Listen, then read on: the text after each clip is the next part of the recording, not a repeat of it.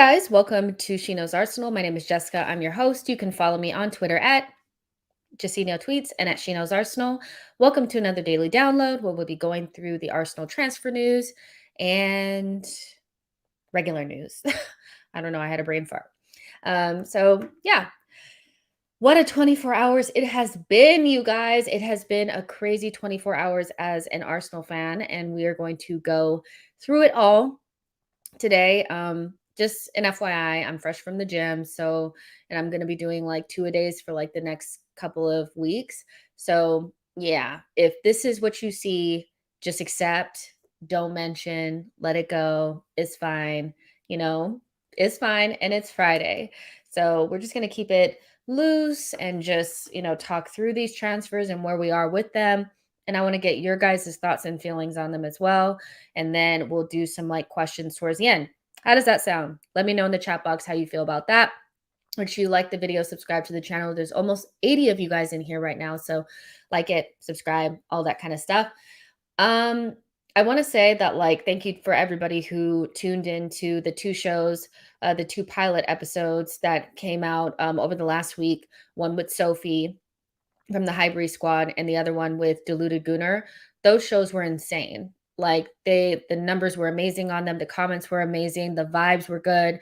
And so I know you guys have been begging me to get different Arsenal creators on here with different thoughts and, points of view. And so hopefully you guys did like those shows. It seemed like in the comments you guys really did.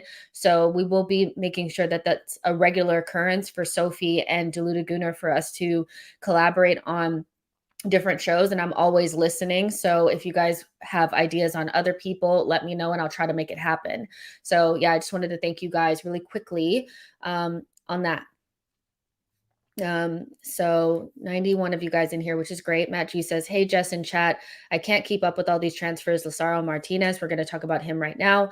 Lucas says, like Pep once said, I'm so happy, more than you can believe. I'm so happy.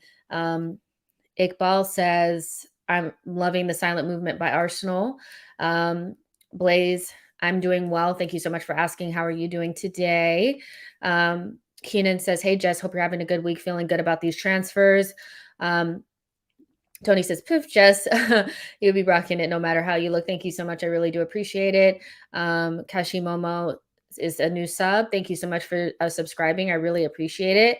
And David says, today our beloved club shows how dumb and clueless they are by giving us the glorious number 14 to a bang average player. Okay, well, there you go. So yeah, so let's go ahead and get started. The first thing I think we should touch on is obviously the Fabio Vieira situation. So if you guys were not present during the show with Diluted Gunner, that news broke while we were going through the show, which was amazing. I love when stuff like that happens. It doesn't happen all the time, but it's great. And so that news ended up being true. We know that the Portuguese press ran with it, and it was totally out of the blue. I love those types of transfers.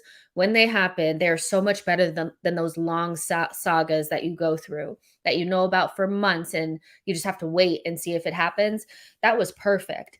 And so that looks all to be done. He did his medical, and it should be announced sometime next week, hopefully. And I loved it. And during the show, me and Diluted were kind of talking about whether or not this would impact the Tielemans signing, which we've gotten confirmation from multiple journalists, including Ben Jacobs and Dean Smith, and also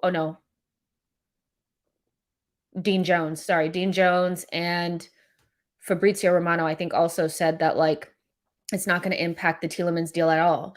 So that makes, I think, it more exciting, because honestly, if we were signing Vieira, but then Tielemans wasn't getting done, it would feel like a little bit of a, oh, well, that's nice, because the one thing about Tielemans that I know that some people are not really that excited about him, I get that, but he brings experience. He's 25, almost 26 years old, and we need that. And Vieira coming in is a very highly rated prospect, out of Portugal. And so he's not somebody that I necessarily feel like could step straight in. He'll probably need some time to adapt. And so knowing that would still be able to bring in Tielemans, I think is a plus. But just sticking on the Vieira news, like knowing that Tielemans would still come in and looking at the player and obviously getting acquainted with him via compilations, because there was tons of them out there. I was just thinking to myself, like, this is definitely one of those types of signings that define what Arteta's football is going to be about. And I think some Arsenal fans are coming to maybe the realization, and I am as well, that Arsenal are not going to be a power and pace side. We're definitely going to be a positional football, a bunch of techie ballers, um, probably a little bit smaller than some of us would like, but ultimately a team that likes to keep the ball. And so we're going to have many, many, many attacking midfielders.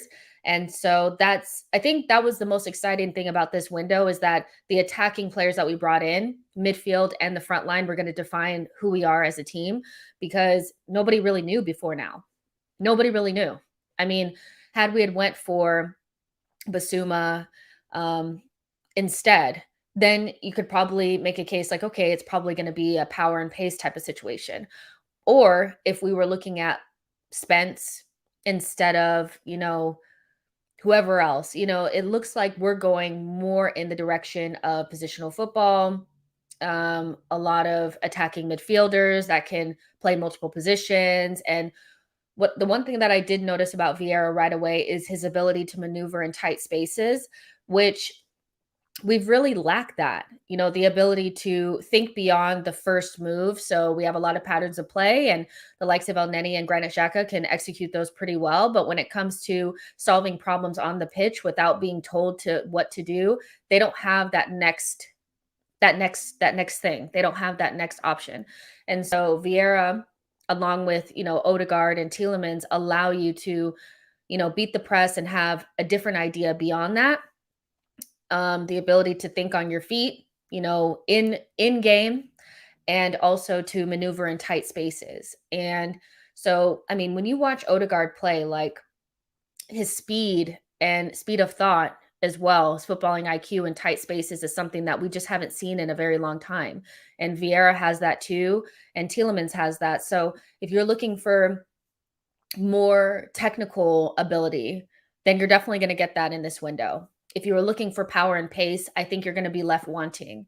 And so in the chat box, you can let me know how you guys feel about kind of the signings that we're looking to bring in, how they kind of define what direction we're going to go in. Because even Thomas Partey, he may be somebody that's playing in that lone six, but let's not get it twisted. He's no destroyer. Like, he's definitely a technical player as well. So how are you guys feeling about looking at the signings that could potentially come in and what that means for what Arsenal are going to be moving forward under Mikel Arteta?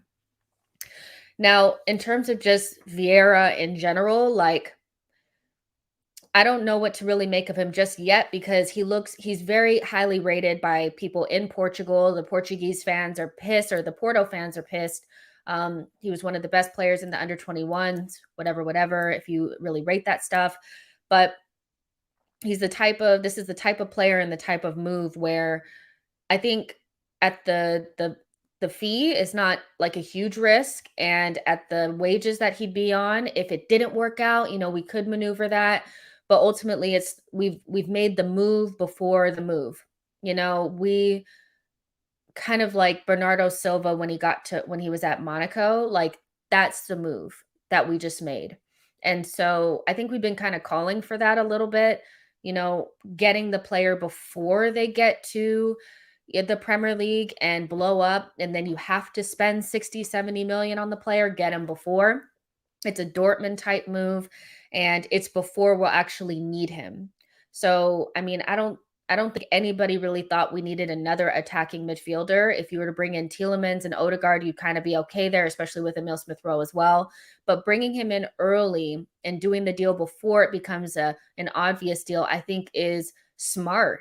And so, you guys, I'm very kind of harsh on the recruitment team and how they've maneuvered over the last like 5 to 7 years. I've hated it. I thought we were so antiquated and behind the times, and people were passing us by.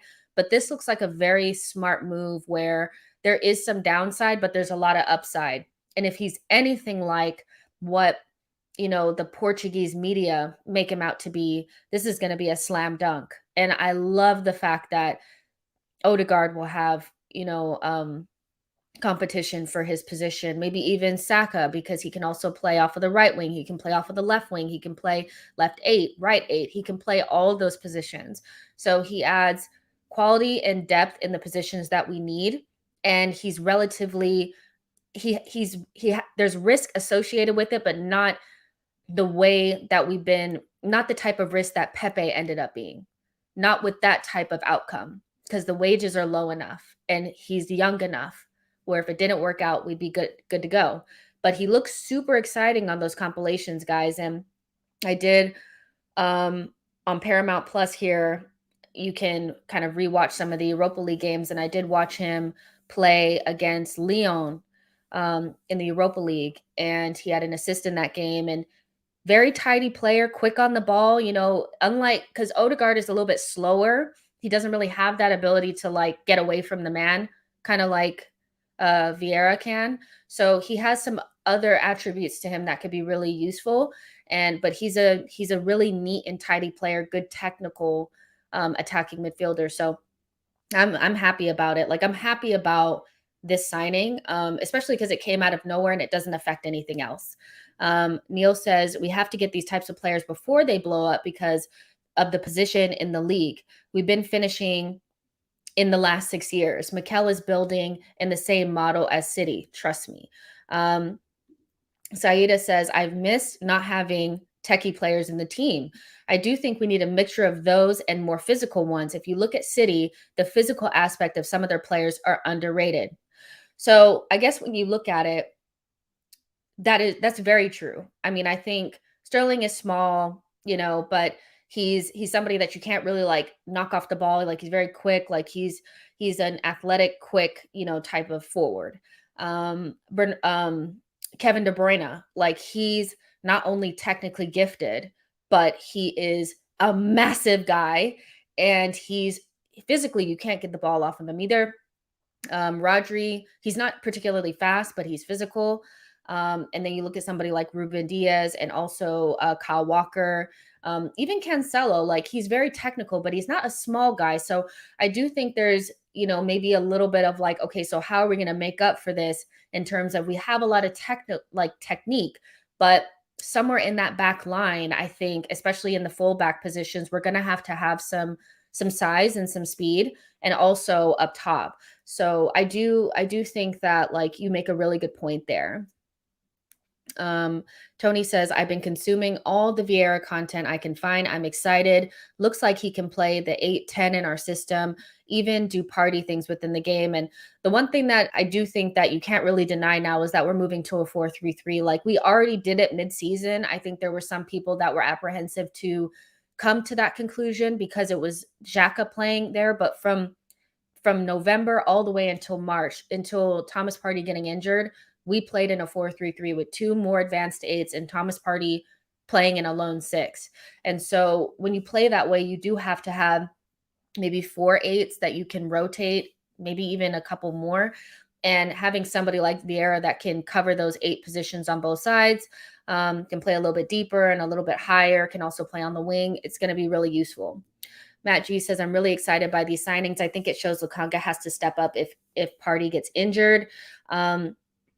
Yeah, I hear that. I hear that there's still not really a clear Partey replacement, which kind of is still something that's in the back of my mind.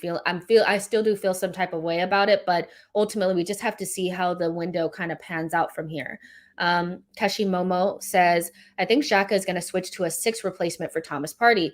Lukanga may go on loan or play sparingly in the cups and Europa stages. Xhaka is better going forward, less anyway.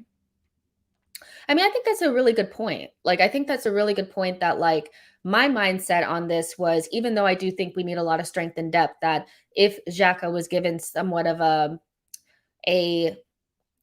his role was limited and he kind of fell back into a substitute type of role or somebody that doesn't start all the time, that he probably would go, and bringing in 2 midfielders would basically seal that. But I do think that not having a clear Thomas Partey replacement.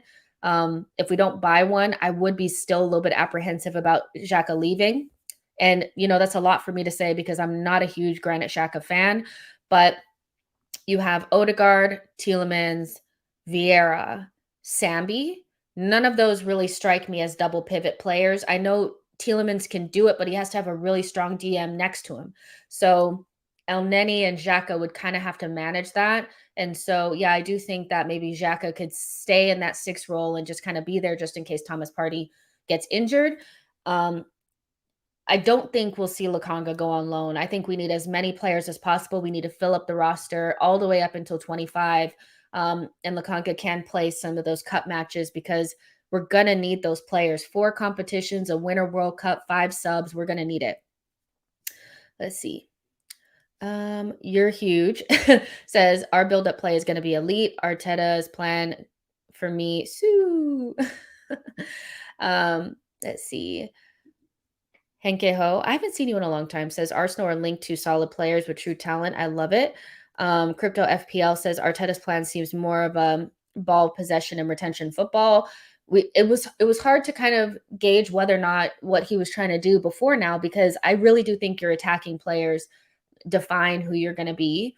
And so seeing Gabriel Jesus, Tielemans, Vieira, I think those signings really do kind of solidify the fact that it's not going to be power and pace. It's definitely going to be possession football. Some people don't like it, but I think it's fine. Anshul says your pick for midfield 3 when they're all fit: Xhaka, Partey, Sambi, El Neni, Tielemans, Odegaard, and Vieira. I would say it'd be really difficult for me to choose Vieira without actually seeing him in the shirt. But I think I guess that's kind of because I also haven't seen him in the Premier League. So, but I would say just right off top, I would say Odegaard, Tielemans, Thomas Partey. But I don't think Vieira is going to be a backup. And what I mean by that is I don't think he's going to be somebody that you just only see if somebody gets injured. You only see, in early cup stages. I think this guy is coming in he's going to have to adapt, but he's going to come in and play. I think this guy is going to play. Once he gets used to things. He's not shit. Like, the guy is good, and that's what you want to see. Like, I want Odegaard to feel like his spot is up for threat. I want Tielemans to feel like his spot is up for threat. I want Saka to feel like his spot is up for threat. So, I think he'll be somebody that gets quite a bit of playing time just because the natural rotation of things, and because I think he'll be pushing once he adapts. Not quite sure where Xhaka and Sambi kind of fit in, because I do think El Neni is the natural next person up if Thomas Partey was out, as he can actually play in that 6 role by himself. But yeah, that's the midfield that I would choose. That's the midfield that I would choose. Tony says Vieira is a great pickup for 6 sub football. Zach 10 says, sorry to sound negative, if at all, but this backing means eyes will be on Arteta to get it right when making it all cohesive cake. Okay, so, but here's the thing. That's what we need.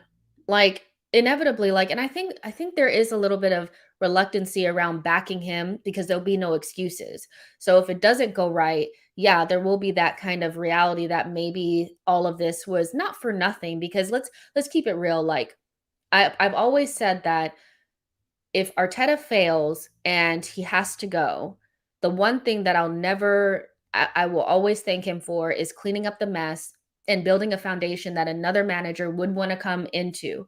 Like, there's going to be managers across Europe that would want to work with Jesus and hopefully Rafinha, somebody like that, I'm dreaming. But Saka, Tielemans, Thomas Partey, Odegaard, like, it's more attractive than it was before when we had all those old guys on big contracts. So ultimately, we have to get the answer to the question whether or not Arteta is good enough. And so it is Judgment Day at the end of the day. Like, it's there. We're here. 4 seasons in, a lot of money invested. Your team, you're gonna. I mean, it looks like Arteta might get 6 players. The 6 players from last summer, 6 players this summer.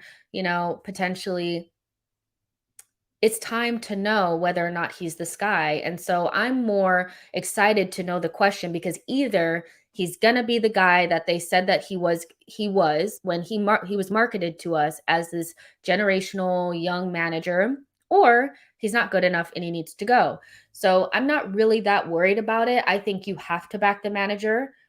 If you're going to bring him in, you have to invest in him. And if it doesn't work out, we still have a good team that's somebody would want to come in and manage. Let's see. Lucas says Rafinha shouldn't be a dream. We should demand him. So we'll talk about that in just a second. So yeah, I think Vieira is a very good player, like that you can see from the compilation. Still want to see him in the shirt, but just love the secrecy of it all. Like just being, we're working on Jesus, we're working on Tielemans. We know that they're close. And boom, another signing out of nowhere that nobody knew about. The journals were scrambling to find the information, and it was such a good surprise. So yeah, that's that on that. But there's 350 of you guys in here. So like the video and subscribe to the channel. And we're going to go ahead and talk about Lisandro Martinez now. What I want to read to you guys first, let me get my bookmarks out. So this is coming from The Athletic. The Athletic has just come out with a piece on Lisandro Martinez and Arsenal's interest in him. Earlier this morning, there was a report from The Athletic that said that we had made an inquiry, but left center back was not a priority. And then now, like maybe 2 hours ago or so, they came out with another one saying that Lisandro Martinez is a priority and we're going to push forward. We've already had a 30 million pound bid rejected. And so if you're putting in bids and you're letting the Athletic know, I think you're pretty confident that you're going to get the deal done. And we know that Arsenal were ready to spend 30 million on Schlotterbeck in January. So whether you like it or not, I've made my stance clear on Arteta and his obsession with center backs. But whether you like it or not, Arteta wants to bring in another center back, I think, to kind of finish off that four core of good center backs, two left-footed and two right-footed. And so Lisandro Martinez looks like he's going to be the priority for that position. He can also play multiple positions, which I think also puts into question whether or not we actually go for Aaron Hickey. I've had my reservations around the legitimacy of that deal, just because, or the legitimacy of our interest, because we've been on the edge of signing him for like a very long time. It's not a difficult deal to do, and we still haven't pulled the trigger. And so with kind of links to Zinchenko, and it not really, there's no English media talking about the Aaron Hickey deal. It's all Italian media. And so Aaron Hickey may have been an option that we made sure that we secured just in case we couldn't get other targets. But if you ask me, if I could bring in a 24-year-old Argentinian international with experience that can play central defensive midfielder, which is important for Thomas Partey, left-sided center back and left back, I'd prefer that player over a 19-year-old that can play on the left and the right. That's my preference if you have to choose. And I don't think Arsenal would need Aaron Hickey if they brought in Lisandro Martinez. But I would say the positives on Lisandro Martinez is that I know he's a good player. Technically, he's up there. I think he's a better technical player, like very similar to Ben White in this way. He's a better footballer than Gabriel. Is he a better defender? Not sure. But when you watch him play, he has Arteta written all over him. The ball that he puts over the top, like, it's just a money ball. He does it all the time, and it's perfect. It's something that I don't think Gabriel has in his locker. So it would give Arteta something different, a different question to ask opposition if you were to bring a player like this in. Not only that, when Tierney inevitably gets injured, you have somebody with some experience and some age on them to play an inverted left back, kind of similar to Tomiyasu. So for me, like, this deal makes sense. I know it's a lot because we already had a 30 million pound bid rejected. But if you have somebody coming in that's going to cover multiple positions, at a higher level than somebody like Aaron Hickey that's going to cost you 20 million, I think you do the deal. But that's just me because I do like the player, so I would just disclose that this is a player that I do really like. So maybe I'm a little bit biased. Now, the con is, and I think it's a con for some people and not for others, but there's a question around like, is he big enough? He's like 5'9" or something like that. So he's not particularly tall. But we've seen over the years that there's been shorter center backs and it doesn't really matter. Positioning matters. And just being a good defender. He's also called the Butcher. That's like his nickname. And I'm pretty sure that's because he's very aggressive. Like he's an aggressive defender, but he's also very good and accomplished on the ball. It's very difficult to find both. It's very, very difficult. So, and you still have Gabrielle. So, if you need to have a more physical presence, um, then you would go with Gabrielle. If you want a little bit of something different, you might go with Martinez. Um, so, this looks like something that I wouldn't say is far along, but is definitely something that Arsenal are willing to let the Athletic know about. And also, it's far enough along where we're putting in a bid. And when you're putting in bids, you've already spoken to the player. You've already probably talked about personal terms. You've already talked to the club. So this looks decently far along. Um, so for me, this is something that like I would like to see get done. Throw the Hickey thing away. You don't need him. You really don't, because at this point, I would say look at Brooke Norton-Cuffy in preseason. If he's good enough, let him back up Tomiyasu, bring in Lisandro Martinez to back up Kieran Tierney and Gabrielle, and go about your business. So I want to know what you guys think about the signing. But before, I'm sure you guys are in the chat box letting me know how you feel, if you like it or if you don't. And please, like, if you don't like this, let me know why, because I feel like everybody's opinion is valid. And I know some people are not going to like spending this amount of money on another center back. So let me know what you think. But this was also a part of the Athletic article, and it's a snippet that's been going around. So I'll read it to you guys. It says, signing him, Vieira, I think they're talking about, does not necessarily mean Arsenal will stop chasing other targets, or that Vieira's arrival replaces others in their sights, such as Rafinha, Gabriel Jesus, or Lisandro Martinez.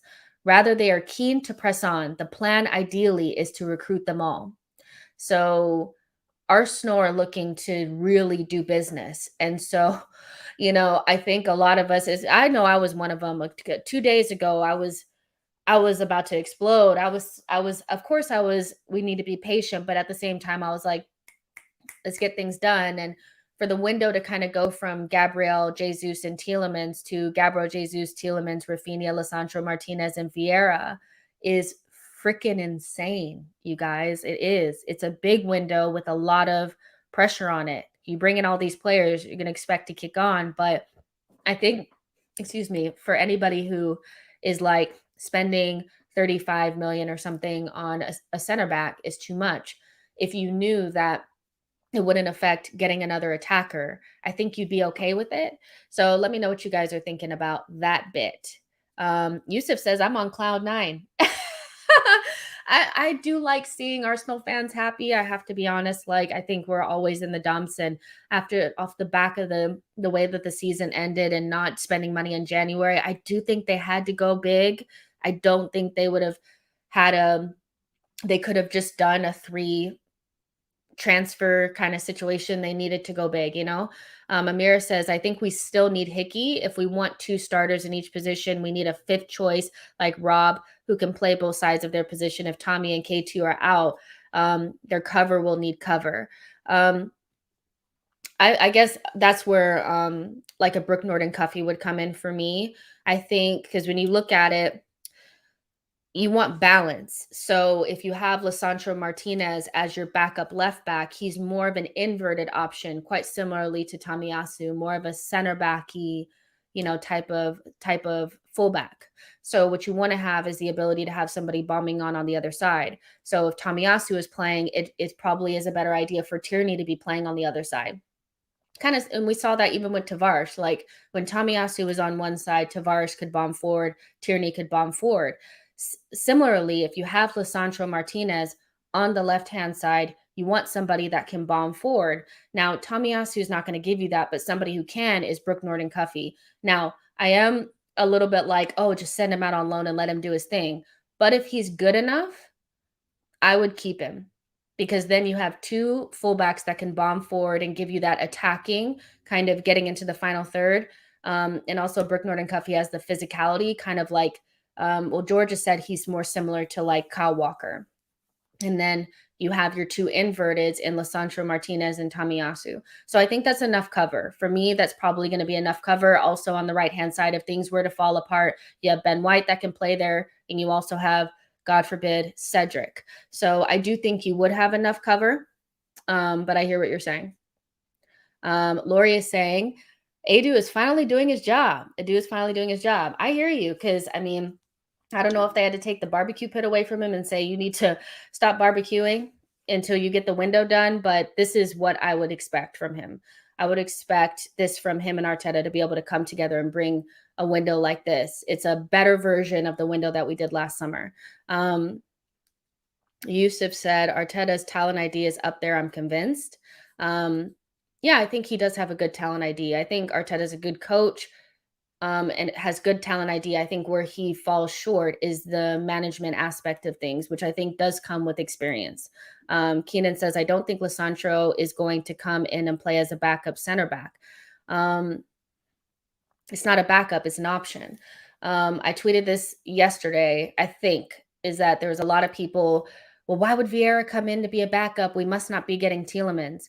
We have 4 competitions, a Winter World Cup, and 5 subs. There's more than enough minutes to go around, and competitive teams have deep, deep squads. And people don't mind, rotating and being competitive and having to compete for their spot when they're top players. Top players don't care about that. And so he's not going to be a backup. He's going to be an option. This guy is an Arteta player to a T. If Arteta likes him, he's going to play. So I think we worry too much about that. If we're putting in bids, we've spoken to the player. You don't put in bids unless you've spoken to the player. That's normally how things go. And you also don't let the Athletic know about it until you're sure that you can potentially get it done. So if we're putting in bids, he would be interested in coming to Arsenal. Arsenal is a big club that's going to be playing in multiple competitions. There's plenty of minutes to go around. He's going to play. If he's backing up Kieran Tierney and Gabriel, he's going to have minutes. I think this backup thing has got to be thrown in the trash. Football is changing. Like, there's too many competitions. There's so many minutes to go around. I really don't think it's a problem.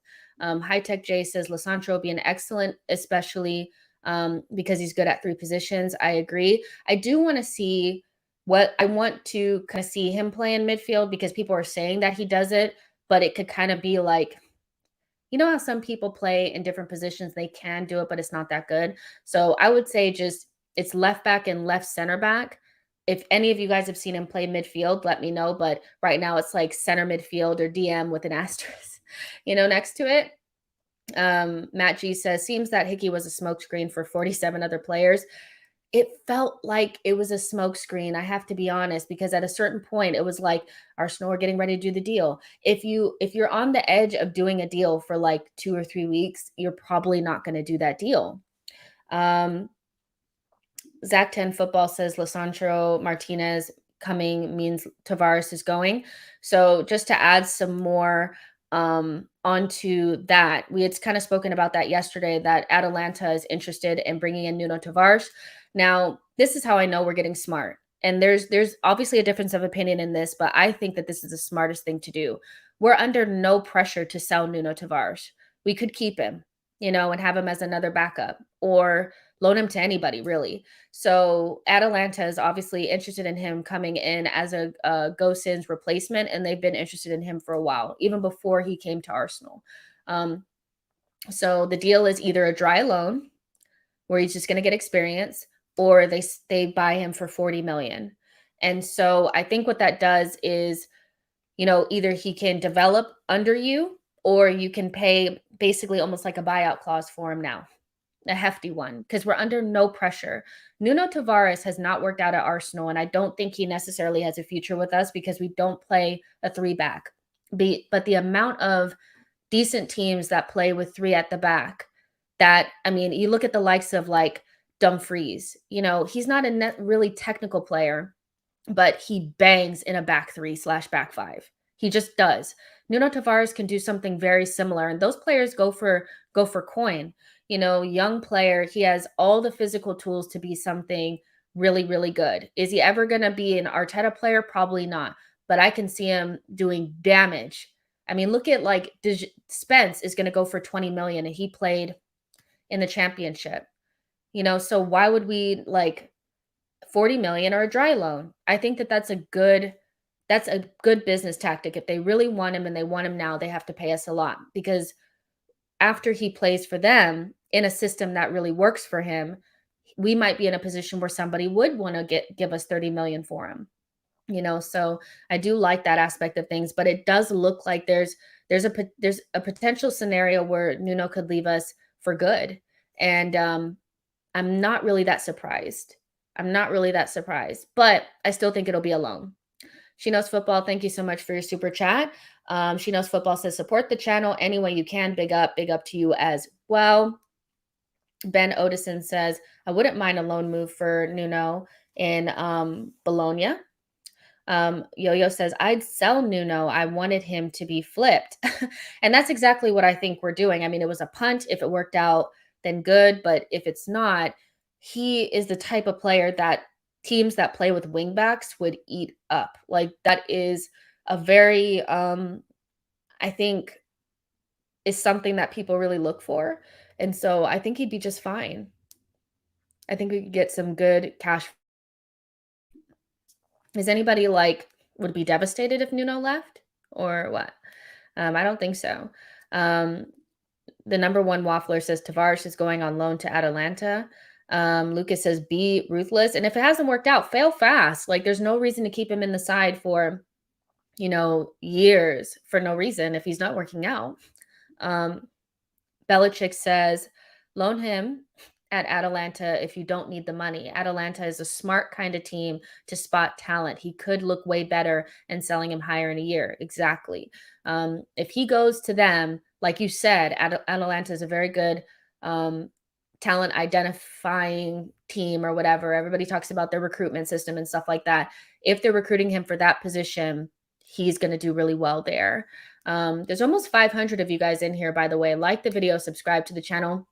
Let's start getting comments or questions in the chat box so that I can do maybe 15 minutes of questions. Yeah, because those pretty much the news that I had. On Tielemans, we know that that's on the way to getting done, which is great. Gabriel Jesus looks like it's on the way to getting done. So knowing those two are kind of getting wrapped up as well, I mean, what a window. If we could get Rafinha, you guys, I'd pass out. Like, I would just pass out. Like, I couldn't even handle it. It would just be too much. El Capri says Arsenal must definitely sign him, and Tavares can be just sent out on loan. I agree. Sean says, and Spence is extraordinarily average. You know what? I think it's funny because like a lot of Arsenal fans, I think, rate Spence because of what he did against us in that cup. But if you talk to fans that watched him at Nottingham Forest, they say he's very hit and miss. And if you have Brook Norton-Cuffy at home, you don't go spend 20 million on Dejed Spence. You just don't. So if we need that profile, which I'm sure Arsenal already know this because there's already rumors out there that they're going to fast track Brook Norton-Cuffy and Lino Sousa. So they know what they have in the fullback position. So I do think it makes sense to like loan Nuno out since he's not really the right profile. Don't buy Spence. Don't buy Aaron Hickey. Let your players come into the fold and bring in somebody like Lisandro Martinez on the left-hand side. I think that's the best way to go about it, She Knows Football says 500 watching, 158 likes. Hit those likes. God bless. Thank you guys. And thank you so much for your super chat. I do really appreciate it. Make sure that you guys it's totally free. Just like the video. It helps like my videos get seen a lot more. I'm sure a lot of you guys came here off of the back of the video that I did with Diluted. welcome. I'm seeing a lot of new faces or new names. I can't see your faces, but new names in here. So get active in the chat box and like the video. I really do appreciate it. Carlos says, how do you feel that we may not get another striker now that Eddie signed a new deal? I think when Eddie first signed, or we first got the news that Eddie was gonna stay, I was disappointed, because I'd kind of gotten my mind wrapped around having two new faces, a completely different, re reconfigured, renovated front line, and so that for me that didn't include Eddie and Kedia. For me, he's just not really, to me, I've never really thought that he was that good, so him resigning kind of pissed me off. After I kind of saw the way that the figures were going, I'm like, okay, he's not getting paid that much. I know that it said 100K per week, but that's with bonuses and stuff. His base is 70K per week, whatever. But that kind of solidified it for me that we weren't going to get another striker. So my caveat to that was always that we need to get another attacker, a wide man, and which is fine because I do think in the Premier League you do see a lot of the wide forwards are getting a lot of goals. Like we know that from Liverpool, Man City do it. Somebody like Jared Bowen, he gets way more goals than Antonio. So that's just kind of how things have gone over the last couple of years. So I'm okay with it, but they do need to bring in an experienced um, attacker that can play on either the left or the right. I don't really care, but it's going to put pressure on Bukayo Saka and Martinelli, and it's going to add goals to our front line. So Eddie re-signing, I've kind of gotten over that. You guys know how I am. It's like I only hold grudges on a couple of things. Eddie re-signing is not something that I'm going to hold on to, is there is a maybe a chance that he's actually decent as a backup. Um, but yeah, ultimately they need to bring in another option. That's just the reality. Um, Fabrizio tweeted about Vieira. Let me check. Um, doesn't it feel good to be the active club during transfers? This was not the norm. This isn't like um uh-oh. Okay, so Tielemans' 25 million deal depends on other movement in central midfield, more likely to happen if Granit Xhaka made a move away from the club. That's not something I want to hear. Um, that is definitely not something I want to hear. Fabrizio Romano says Fabio Vieira signs with Arsenal until June 2027 after medical tests now successfully completed, done and sealed. Arsenal are set to announce Nketiah's new deal. Tielemans talks ongoing, but no official bid yet. Busy days on many negotiations for Edu.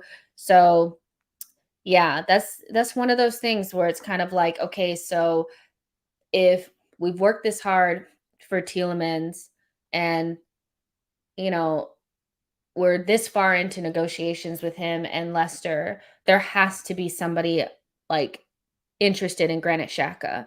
Um, but I didn't like that. I didn't like that. But I mean, that's the reality. Remember, we said this at the beginning of the show is that like my first reaction to bringing in two midfielders is that one needs to go, and I'm never gonna, "Oh, Granite, stay. Oh, stay." No, like if somebody comes in for him, let him go. Bring Tielemans in. Boom.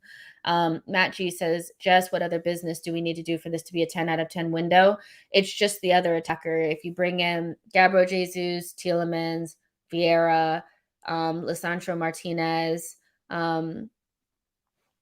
that's four. Yeah. If you bring in all the players that we've already spoken about and you add Rafinha on top or another attacker, it's a 10 out of 10 window for me.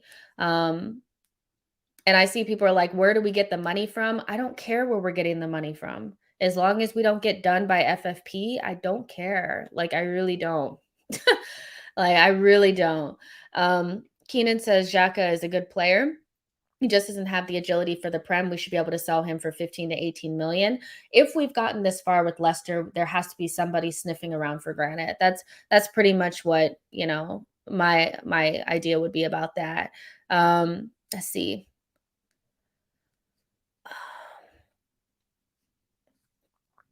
There's just so many questions. Okay, Yo-Yo says, where would Xhaka even go? So there was rumors about Bayer Leverkusen and their representatives coming to Arsenal, or coming to London to talk about Granite.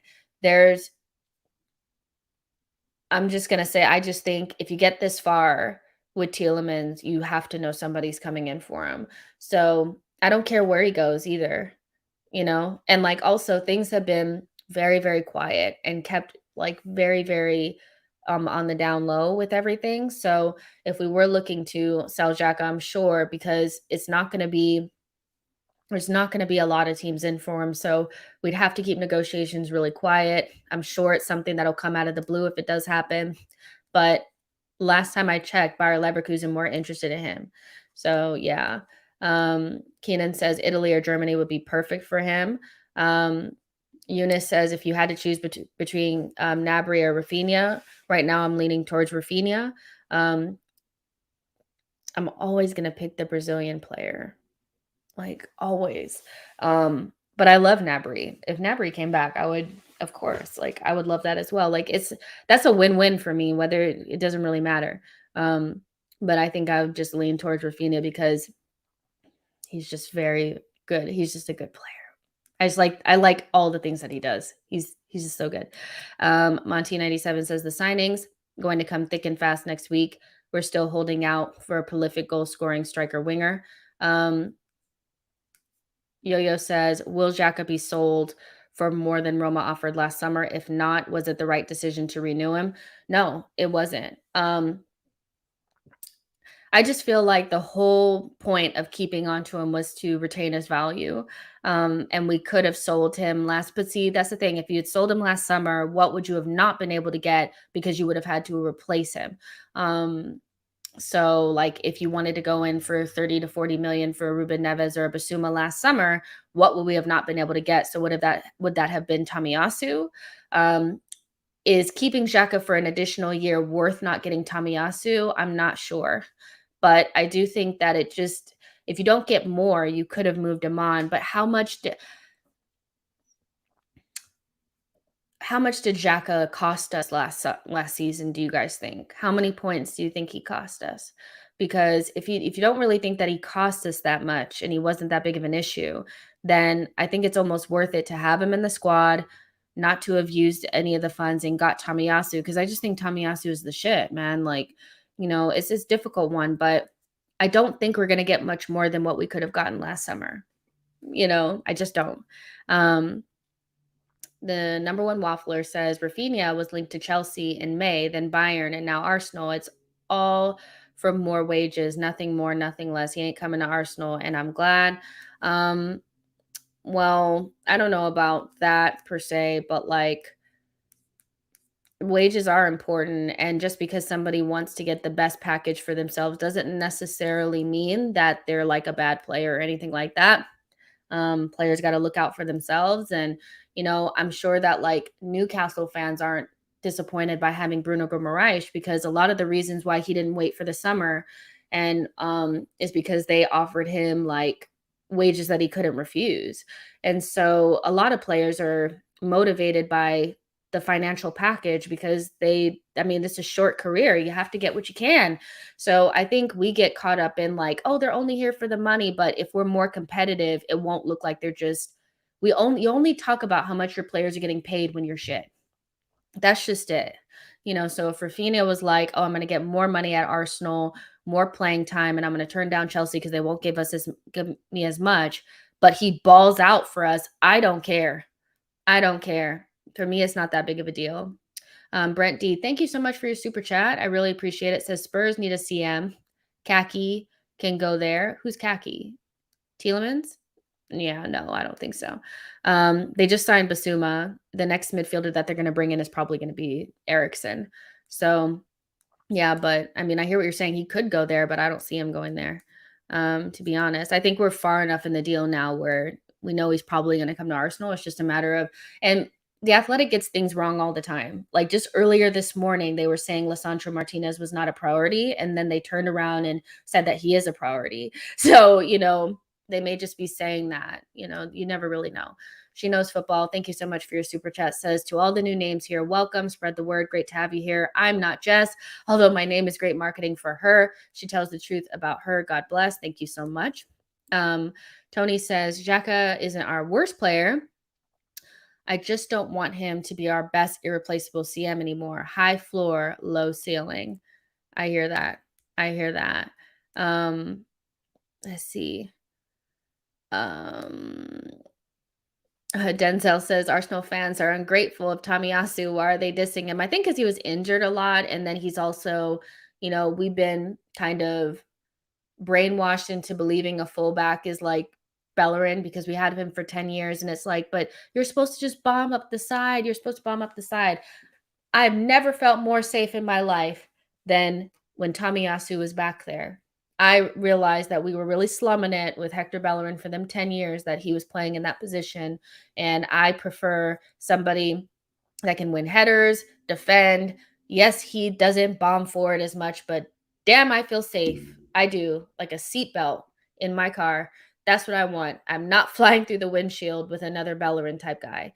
Like it just, I love Tomiyasu. Yo-Yo says, keeping Xhaka was a grave mistake by Arteta. Okay, this is a serious one. Keeping Xhaka was a grave mistake by Arteta Edu. He struggled in the lone 6 and struggled when playing an advanced 8. Could have, should have transformed the midfield. Fair enough. I mean, the midfield transformation has taken way too long. K9 says it was good business sense to renew Xhaka's contract, reduce the pressure of him going into the last year. Now we have 2 preseasons to find a club to move him on to. Fair enough. I just think, I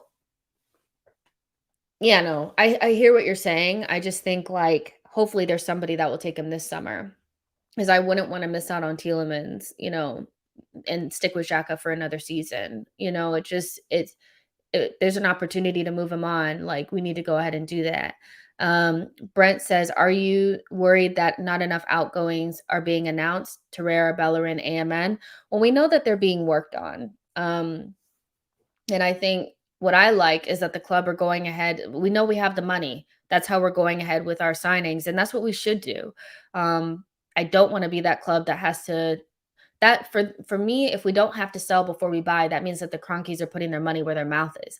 And that's what they need to do. For too many years, we've had to sell first. So I'm happy about that. Now, in regards to like, I'm only worried about sales because let's be clear. Like we've gotten rid of a lot of dead wood.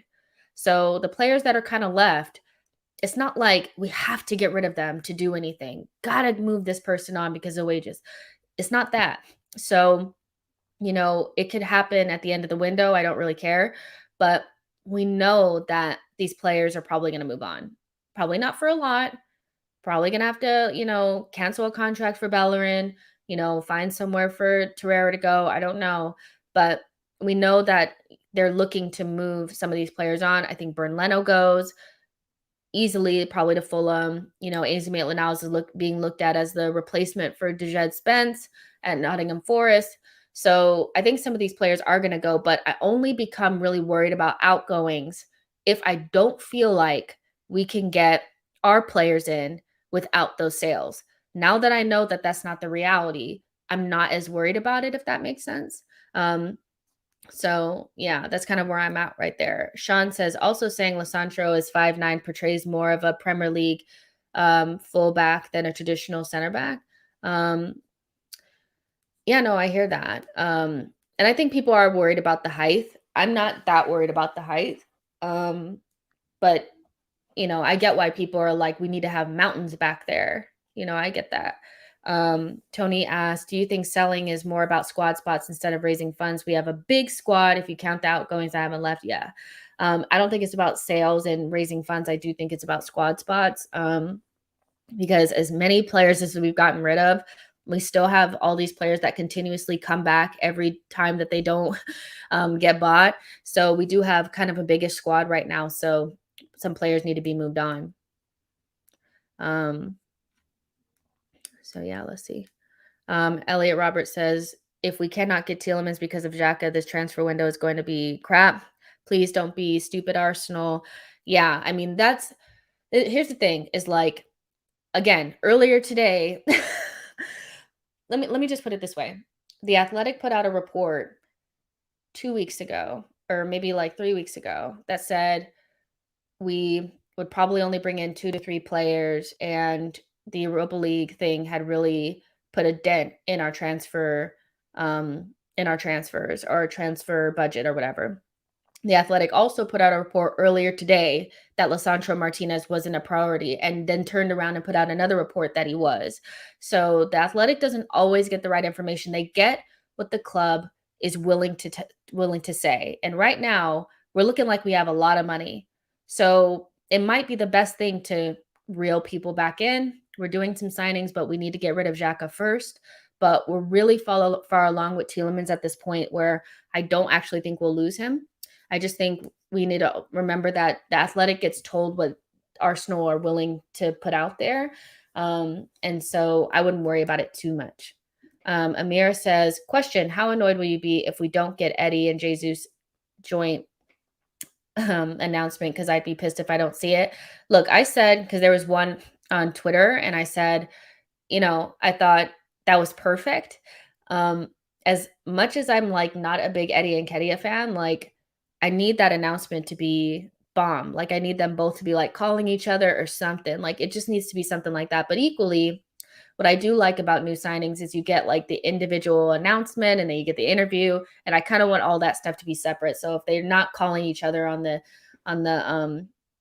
announcement, I won't be super upset. But yeah, I understand why people want it. Lucas says signing Vieira early and Athletic article might be negotiation tactics versus Leicester. Yeah, I just think